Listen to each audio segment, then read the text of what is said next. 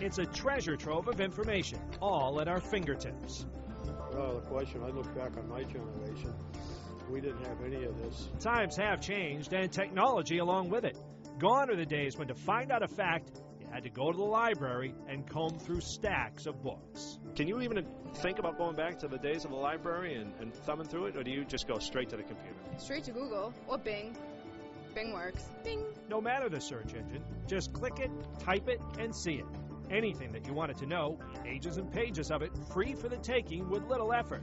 But that Google instant gratification could be costing us in other ways. A paper that I wrote about whoever, if you ask me now to go back and tell you information about him, I don't remember anything. I may have wrote a 10-page paper on him, but I got it all off the internet that night, and I was fine, but I don't remember anything.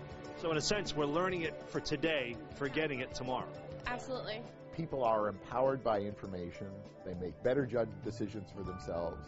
They make better decisions for their fellow human beings if they're in possession of more information. Yes, information can make us a more informed society, but not if we don't digest it. According to Harry Lewis, author and Harvard professor, we're in a world of informational obesity. There's no shortage of information out there.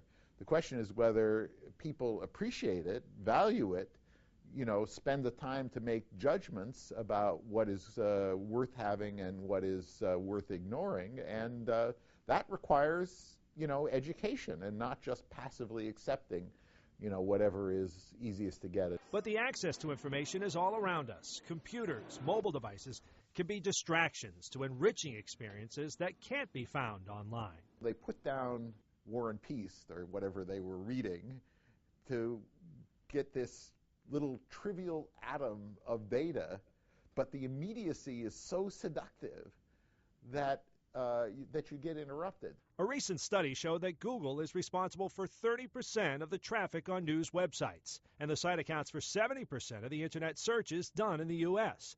While the search engine is king when it comes to dishing out the data, it's up to us to figure out whether it's reliable.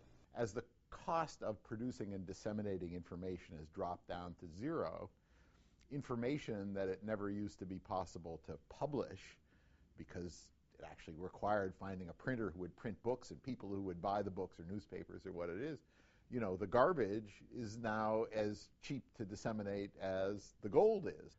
For the younger generation, those who've always grown up connected, some say teaching them how to sift through what is fact and fiction is a must in our tech-obsessed society. Start educating them from the earliest possible time about how to tell what is a good source on the internet and which ones maybe you should be a little suspicious about. So the good old card catalog may not even be part of the research process, and that isn't necessarily a bad thing. Provided you know what you're doing, some think we could actually be smarter because of the global connection the internet gives us. We recognize that having very quick access to not just to facts, but to information and to ideas and this continuing worldwide argument and debate and discussion, that this actually does make us better at the tasks of intelligence. So being addicted to Google doesn't have to be bad, as long as what you search today is retained for memory tomorrow.